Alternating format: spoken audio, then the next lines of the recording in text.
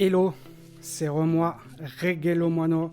Je continue d'analyser les vidéos des réseaux pour vous dire si c'est bien ou si c'est tout pourri. On y va, on écoute. Small business owner, this is for you. If you're trying to get your business on the first page of Google and you feel really overwhelmed with SEO, this is what you're going to want to do. First up, whatever you sell, let's say it's dried flowers, go to answerthepublic.com and type in dried flowers. Ok, donc là elle vous dit, si vous avez un business, allez sur l'outil Answer the Public, qui est un super outil. Elle a raison, c'est très très bien pour comprendre les questions que se posent les gens concernant votre business et du coup, qu'est-ce que vous pouvez créer comme contenu autour de ces questions. Bonne astuce. Answer the Public's then going to throw you a load of questions that people ask about your product. Then follow these steps exactly as I say. Take a question, go and create a new incognito window in Google Chrome and type that question in. Look at the first 3 articles and what they are talking about, and then recreate that article for yourself. Do that over and over and over again. Ok, alors là par contre, je ne suis pas du tout d'accord. Elle a bien démarré. Allez sur Google, regardez ce que font les autres concernant cette question. C'est très très bien jusque-là. Par contre, ne recréez pas ce que font les autres. Ça n'a aucun sens. Réfléchissez de façon logique en fait. La plaie pour Google, c'est que peu importe le mot-clé qui existe, il a déjà 20 millions de résultats.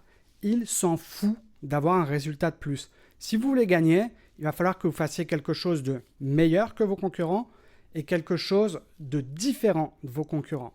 Je vous donne une astuce facile que vous pouvez faire.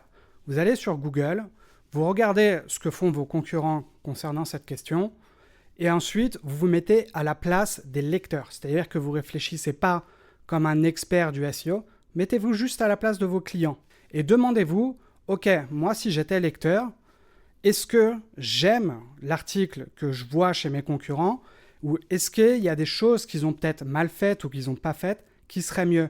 Et c'est comme ça que vous allez avoir un article qui est beaucoup plus intelligent, beaucoup plus complet, qui va être différent. Et ça peut être plein de choses, ça peut être juste la mise en page par exemple. Des fois ça marche, je vous jure, je le fais tout le temps. Allez, j'écoute la suite, mais pour l'instant c'est pas glorieux.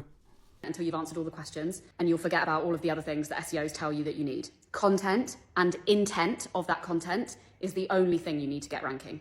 Don't worry about your meta descriptions being too long, your title tags missing, your H1s missing. That stuff's relevant, but having relevant content on your website trumps everything else. Ok, elle a raison sur la fin, elle s'est bien rattrapée. Ce qui compte le plus en SEO, c'est l'intention. Quand les gens tapent un mot-clé, qu'est-ce qu'ils veulent trouver comme contenu? Est-ce qu'ils veulent trouver un article de blog? Est-ce qu'ils veulent trouver une vidéo?